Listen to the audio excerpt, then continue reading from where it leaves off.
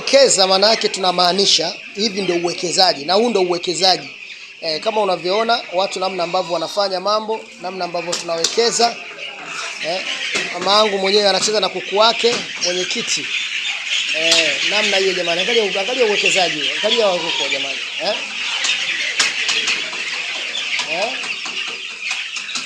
Guys, yani mpaka raha wapendwa. Umeona? Guys. Hatari. Jamani mnaona mambo hayo? Uwekezaji huu jamani.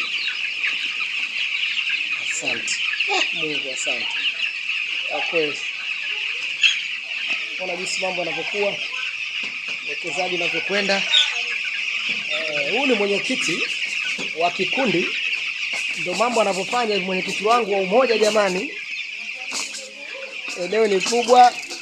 Eneo ni zuri. Wapo katika mazingira mazuri kabisa.